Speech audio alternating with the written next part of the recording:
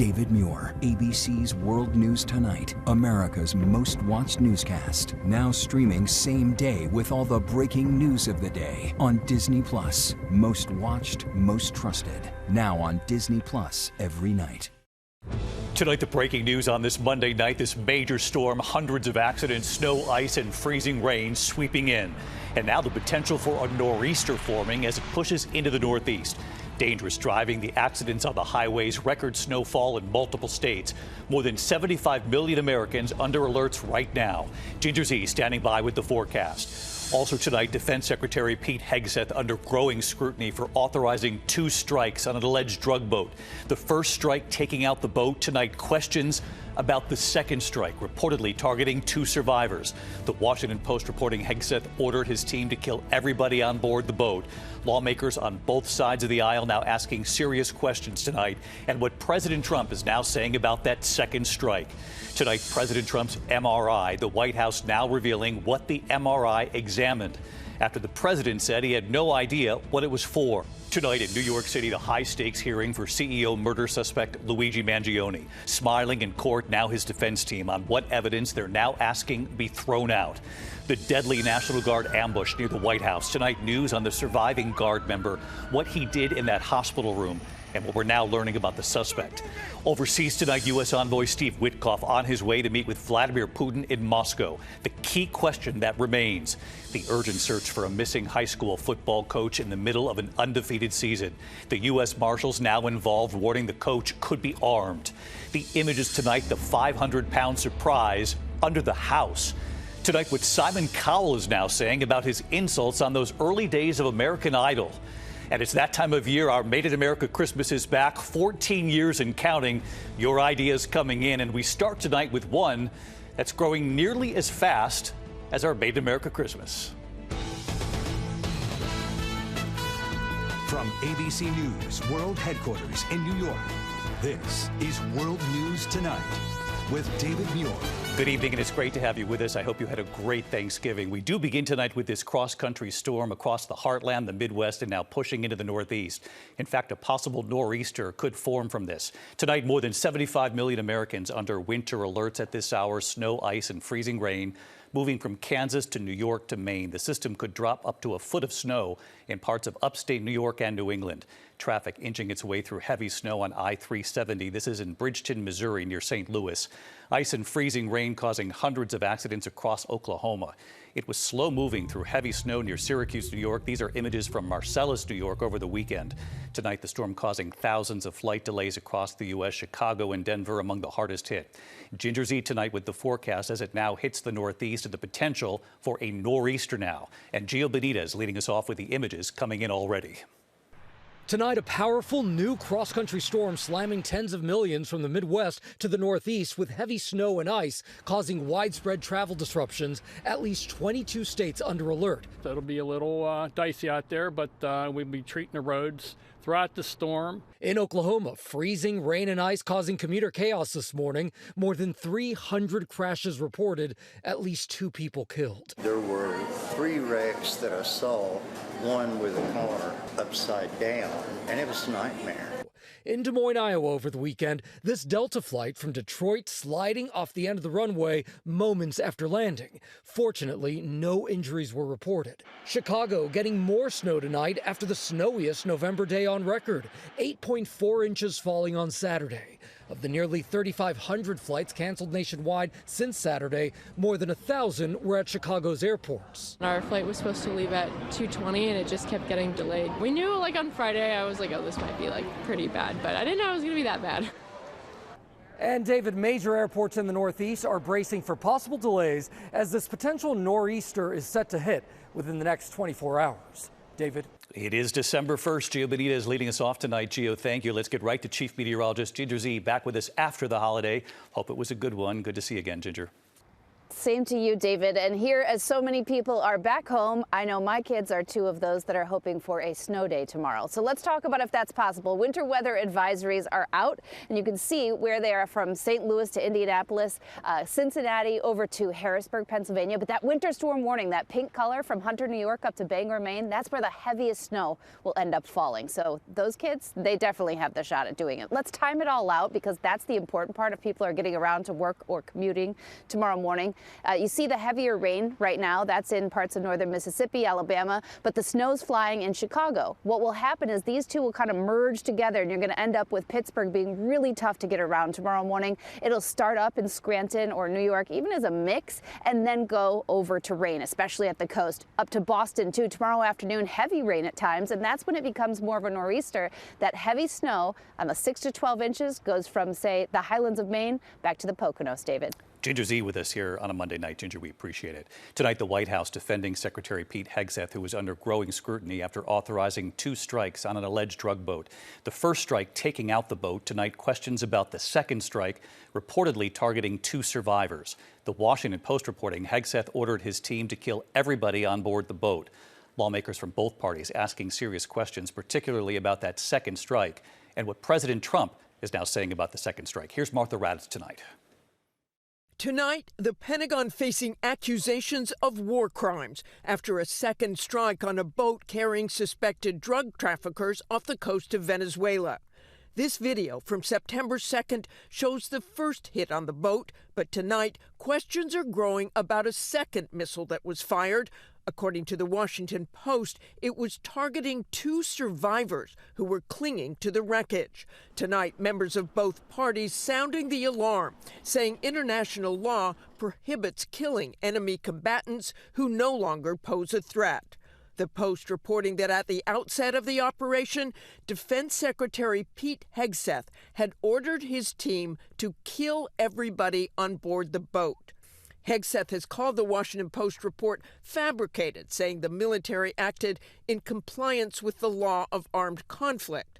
Overnight, President Trump said he didn't know anything about the second strike, adding he wouldn't have wanted it. We'll look into it, but no, I wouldn't have wanted that, not a second strike. The first strike was very lethal, it was fine, and if there were 2 people around, but Pete said that didn't happen. But today, White House Press Secretary Caroline Leavitt confirmed there was more than 1 strike on the boat. She didn't confirm or deny that survivors were targeted. Leavitt saying the strikes were authorized by Hegseth and carried out by the mission's commander, Navy Admiral Frank Mitch Bradley. On September 2nd, Secretary Hegseth authorized Admiral Bradley to conduct these kinetic strikes. Admiral Bradley worked well within his authority and the law, directing the engagement to ensure the boat was destroyed and the threat to the United States of America was eliminated. ABC's Rachel Scott pressing, asking how did those 2 survivors present a threat to the U.S.? And what imminent threat would 2 survivors pose who were clinging presumably to the wreckage of that boat? Admiral Bradley worked well within his authority and the law. Tonight, Democratic and Republican lawmakers demanding answers. You know, that is against the Geneva Conventions. That's against the laws of war, which we should always be abiding by. We're the United States of America. We have to hold our people to a higher standard. This is really serious.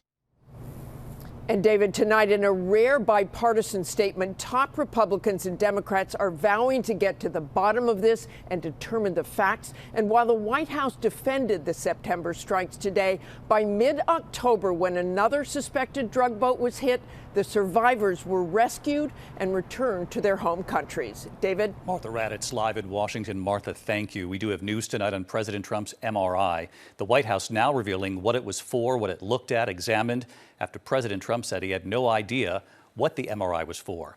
Here's Rachel Scott.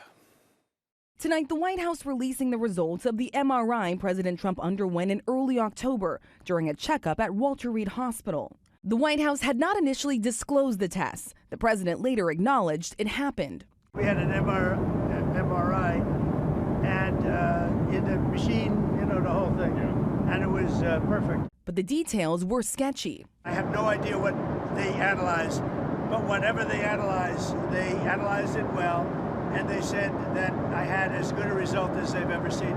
Tonight, the White House physician says the MRI covered President Trump's heart and abdominal area and declared it perfectly normal, saying all major organs appear very healthy and are functioning within normal limits with no acute or chronic concerns.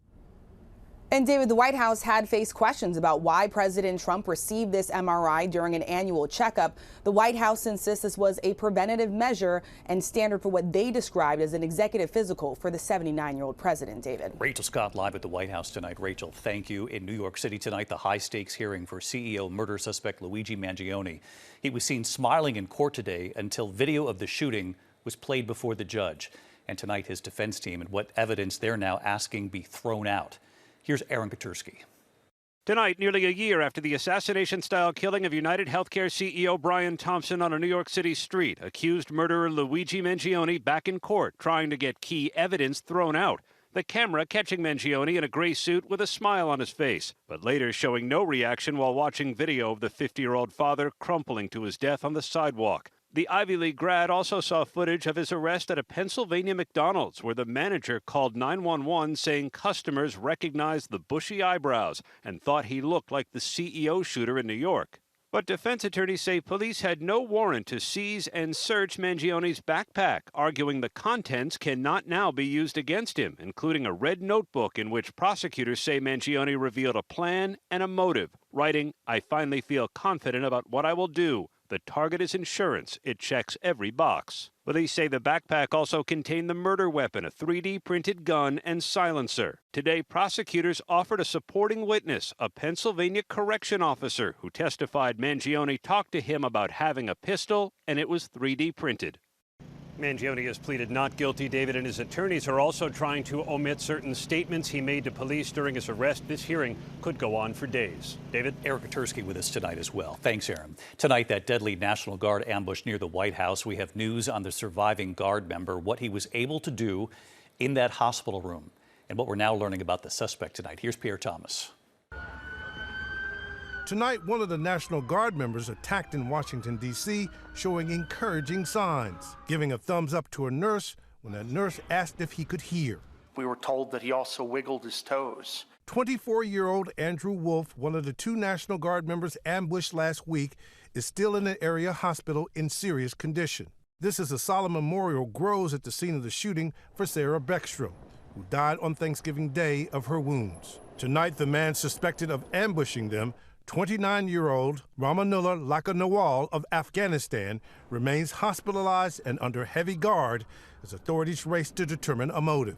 A national and international terrorism investigation intensifying as the FBI conducts interviews and pores through documents and communications. Sources telling ABC News the suspect worked with the CIA during the war in Afghanistan and came to the U.S. in 2021 under the Biden administration. He was granted asylum under the Trump administration this past April, but sources tell ABC News he was unemployed and has recently been impacted by the death of one of his Afghan commanders, growing isolated and distant from family and friends. The suspect now faces first-degree murder, but David, authorities have been unable to have his first court appearance because he remains hospitalized under that heavy armed guard. Pierre Thomas in Washington. Pierre, thank you. Overseas tonight, the war in Ukraine. U.S. envoy Steve Witkoff is scheduled to meet with Vladimir Putin in Moscow tomorrow. Of course, the question, will Putin be willing to make concessions now to accept this U.S. peace plan? The source telling ABC News the Russians are refusing to agree to a ceasefire unless Ukraine cedes territory. When we come back on this busy news night, the $45 fee you could face at the airport and when it starts. Also tonight, the U.S. Marshals now involved in this search for a missing high school football coach disappearing in the middle of that undefeated season. And what his family is now saying. Also, the massive visitor found living under a home. The family had no idea he was there and how long. And our Made in America Christmas is back tonight. We want your ideas, your one thing that'll help create an American job. And you have to see what we found tonight, growing almost as fast as our Made in America Christmas in a moment. Tonight, U.S. Marshals are now offering a $5,000 reward for a missing Virginia high school football coach. Authorities say Travis Turner, wanted on charges involving possession of child pornography and using a computer to solicit a minor. His family says he was last seen walking into the woods with a gun. Tonight, the TSA set to charge passengers who show up at the airport without a real ID, as they're now called, or a passport, $45 to fly. That fee kicks in on February 1st. Travelers can pay it online before arriving. It's good for 10 days. The real ID rule went into effect last May. The TSA tonight saying more than 94% of people are now using real IDs. When we come back tonight, Simon Cowell regrets what he's now saying about his early days on American Idol and his famous insults. To the index of other news tonight, a shocking discovery for a California man who noticed items were being moved around in his yard. So he set up a camera and found this, a 500-pound bear emerging from the crawl space under his Altadena home. It was a tight squeeze for sure. He believes the bear had been living there for a while. That homeowner has now called state wildlife authorities. Apparently, he says the bear still comes and goes. Tonight, Simon Cowell apologizing for some of his insults on those early days of American Idol. The famously opinionated judge telling the New York Times at times he went too far, saying, quote, he wasn't trying to be mean and on purpose. But he says he was frustrated when some of those poor auditions prevented the show from finding good singers. Cowell, of course, was one of the original 3 judges on Idol from 2002 to 2010. Tonight, an historic opening for Zootopia 2, the highest international opening ever for an animated movie, and the 4th highest global debut of any kind. The Disney sequel earning a staggering $556 million in ticket sales globally since its opening Wednesday and over the Thanksgiving weekend. When we come back here tonight, it is that time of year. Back already, our Made in America Christmas, and what we need from you tonight, your one thing, your idea to help create an American job in a moment. ABC World News Tonight with David Muir, sponsored by Vivgard Hytrulo. Finally tonight here, our great Made in America Christmas. We do it every year, encouraging folks to check the label, help create an American job. And tonight here, we start with the tree. Tonight, our great Made in America Christmas is back. Incredibly, our 14th year. Your one thing to put under the tree and to help create an American job. All right, let's try this out. We want your ideas. Hi, David. Hi, David. Hi, David. And we start tonight with the American farmer and their trees. Hey, David, here's a 30-foot tree I planted when I was in my teens. Across the country, the families who have planted their own tiny Christmas tree seedlings and have watched them grow. All of our trees were just like that. Now we're here. Anders next to hers. John Geyer in New Jersey, his redwood tree taller than him now. And just look at Kurt Flosky. In Redmond, Oregon, his giant sequoia towering over him. Hello, David. Caesar's giant sequoia on its way too. It's been a great experience watching him grow. Have a great holiday season, David. Hey, David. John Gregory Cunningham, proud of his tree. I wanted to show you the redwood that I bought from Johnston, I would say about 2 years ago. Look how beautiful she is. Happy holidays to all of you. Bye, David. Those seedlings came from McKinleyville, California, the Johnstein Company. Will Roth here for 8 years growing the redwoods. Happy holidays, David, from all of us at Johnstein Company. Owner Jonathan Clausane. And this year, they say you can now grow rare and endangered trees too. Things like Joshua trees. You can grow this endangered species yourself at your house. It's amazing how many places this will grow safely. And tonight, the tree farmers across the country. In Granville, Pennsylvania. Hi, David. Husband and wife Dave and Andrea Hogentogler, co-owners of Hoagie's Tree Farm. Please support local farmers by going out and cutting a live tree this year. And our trees are made in America. In Stowe, Massachusetts. Lots of people getting their gorgeous trees. The Mistletoe Christmas Tree Farm selling thousands of trees. 1, 2, 3, oh! The whole team helping to lift this tree out of the truck. Woohoo! Hey, David. Owner Mark Harnett. Wishing everyone a safe holiday season and a very, very Merry Christmas. In Fayetteville, North Carolina. Hey, David. Owner Brentley Jackson at Jackson's Family Farm. The best way to choose a tree is if the limb is pliable, it's a good tree, and especially if the needles don't come out. And always remember, made in America. Merry Christmas. In Powell, Tennessee. Hi, David. Anthony and Gina, co-owners of the Enchanted Christmas Tree Farm, showing us their favorite Murray cypress trees. It grows approximately 40 feet tall at its tallest point, but we harvest and let people come and choose and cut at around 12 to 14 feet. And in Orrington, Maine, they're taking us inside Kings Mountain Tree Farm. Owner Nino Cipollone. When you buy local, you help support over 50 Maine vendors. Nino with his trees and his pitch tonight. Hi, David. Look, beautiful balsam fir, 10-footer for a $105. You can't get that in New York City. It's pretty impressive, Nino. While back in California tonight. Happy holidays from the Johnstein Company. New hire Lars Hansen and the team packing up those tiny trees to get them to you in time for Christmas. There is a lot of planting ahead in the new year with 3 words in mind. Made in America.